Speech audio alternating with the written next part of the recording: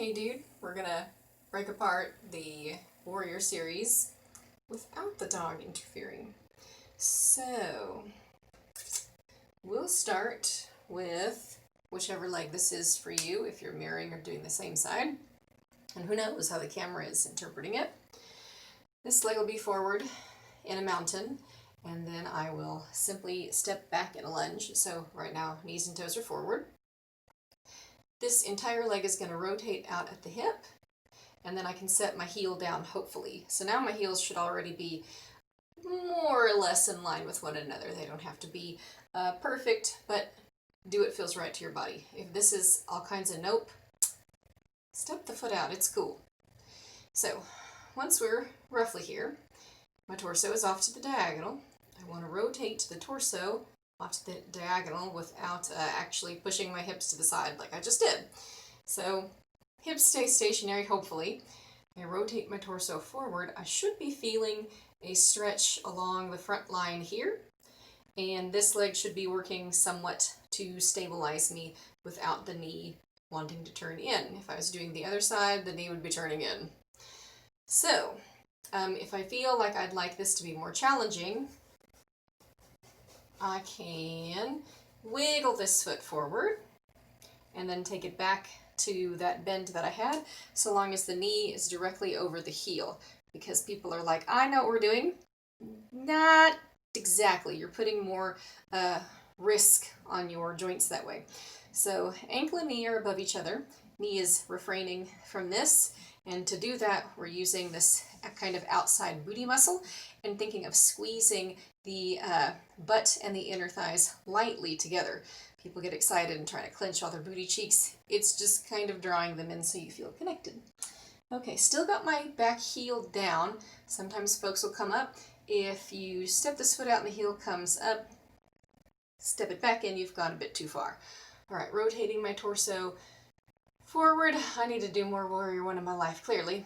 Now I can add whatever I'd like to do with the arms, whether maintaining a prayer shape, just open and relaxed. The idea is for the collarbones to be wide. I'll just tell you now, something weird is going on with my shoulders and my back line and my hips and also my eyeballs while we're at it. So I don't know what this looks like for me, but the idea is to think of your shoulder blades drawing kind of down and in toward the back at the bottom slightly, and then fanning in, squeezing together, and then pulling down into that little pocket. So like, okay. Traditionally, the arms frame the ears coming up here, and you might even have a little bit of back extension. I don't have any back extension, so this is it. But here is my Warrior One. Now that we've got to the Warrior One, we can open out to a Warrior Two. So the same hand as the long leg is going to open out. To make this easier, we're going to take both arms forward first. Arm, chest are going to come together to open out. And the hip just popped. A lot of times this hip here kind of wants to roll in, but we actually don't want to do that. Still squeezing the back of the hips together and down without tucking the pelvis. So you should have your hips and your shoulders just like you were standing upright. Mine likes to pitch forward. I'm kind of screwed. I've got to learn to draw that back without curling my tailbone under. It's going to be an adventure. So okay, I was here with the palms forward, so all I did was go from Warrior One, I dropped the arms, I opened torso, and actually I've already started rotating at the hip so that my knees and toes are forward here, because number one, it's more comfortable, but number two, that's where this is going anyway. To get there, I balanced on the heel of my foot. Please do what feels right. So okay, I've got my palms forward. If we want to go old school, the palms will rotate down, and it's the same sensation with the shoulders, drawing down, kind of squeezing in that sort of curled in fan shape. I don't think mine do that any longer for a variety of reasons, but the intention is there. Then I'm looking in the same direction as my torso, But actually, I want to take the gaze over this front set of fingers. What is the point of this exercise? Well, actually, I've been kind of progressively telling you what the design of all of these are. So there should be some hip activation here to open out the legs. There's some stability going on here, a lot, and a little over here, and a stretch over here on the other side. My arms are on fire. I'm working to open out my chest, and then I've got some cervical spine rotation here. Well, theoretically I would, and it would thereby also be helping to open out my front line. With the Warrior One, you have the hip opening here, the stability here, so you can kind of see how Warrior One is a prep for Warrior Two. You're starting the stability, you're starting the stretch. Same thing with the arms and shoulders. You're starting to think about drawing the shoulders down the back and open out the collarbones while still holding air, but holding your arms up toward the ceiling. I'm still holding my arms up, but now they're further away from my body, so they're heavier, centered over my body, less to hold up, more to hold up, because now I'm holding the whole weight of my arm out and away. And now I've still got the stretch and the stability here. Then we get into the lateral flexion. So the common pattern is to go from a Warrior Two to a reverse or an Exalted or a Proud, depending on who's calling it what. Lots of ways to go there. So usually the back arm comes in either an S shape or to the back of the thigh. We'll do the back of the thigh today. At least I'm going to do the back of the thigh today. So this arm is going to come down. This front arm is going to flip palm up. I'm going to think of lengthening through here, maintaining stability here, not letting this knee fall in. So lengthening. There's breathing that goes with this, but I can't do both at the same time. So this is lengthening. This is contracting. This is now having to stabilize. This is still stabilizing.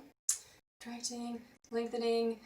Shoulder is still having to draw down and yet open in the front. And this one is kind of just supporting you and also continuing to open out the front line. Gaze can go up or forward depending on comfort and neck range of motion. So I've got some lateral flexion here. Then folks like to take it from the, we're going to call it Exalted for today, Exalted Warrior.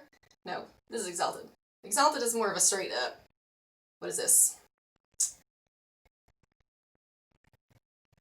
Oh, come on, Bethany. Reagan just said it today. Proud Warrior. Proud Warrior. This hand is going to flip palm down. We're going to lengthen here and lightly contract here, passing through our neutral or our Warrior Two. And then we can go the other way, taking the forearm to the thigh, still making sure it's not coming in, still making sure that this leg isn't rotating in, because mine likes to. You want it to still be knee and foot and ankle and everything facing in its forward and parallel direction, same as the torso. The other arm gets to fan up and over, so now we have lengthening through here again, and this is lightly contracting. And then we can theoretically rotate the chest up and take the gaze with us. Turns out I can't. You can do more with this. This is your extended side angle pose. But here's the basics as far as the orientation goes. So, going from our Warrior Two back to the version of our Warrior One. What is the point? Warrior One, think of it as kind of a prep pose. We're about to do the thing. Getting some back extension, starting to engage the glutes and stabilize and stretch with the hips. Also warming up arms and shoulders. Oh, now we're doing the thing. We're using the arms and shoulders. We're getting the stretch and also stabilizing with the hips. Then we add to the challenge. Let's add some lateral flexion. Lateral flexion the first way, then lateral flexion the second way. And then because I was lazy and don't want to overwhelm you, I went back to my warrior two and then fanned this back arm around and took my leg with me back into that diagonal foot stance to the warrior one. Ta-da! And then I can take my hands to prayer, rotate on the ball of my foot so the leg is parallel, and step it forward. So really, you have a complete flow that you can do on both sides. So I could do a mountain pose, take my hands to prayer, step it back to a poorly balanced lunge. I could hold here. This is technically a crescent lunge. I could rotate that hip, coming to my warrior one. I can pass through prayer and open out to a warrior two. I can simply smash the arms down to warrior two, wherever you want to go. I can open out to a warrior two. From the warrior two, backhand to thigh, arm up, proud warrior, forearm to thigh, side angle pose, or extended side angle pose, back to my warrior two, and then rotate to my warrior one, lift the ball, or the heel of the foot to the ball, to come to my high crescent lunge, step it forward to upward salute, and take the hands back to heart center for mountain pose. And then you could do the same thing on the other side, and you could hold them for 3 to 5 breaths. You could flow in and out of them with the breath of your choice, because really if you're breathing, then you're doing yoga. So, ta-da! Hopefully if I have time later today, I'll come up with like that in an actual flow. But that was a bit of a booty workout. So hope you enjoy the breakdown, and the flow will come later.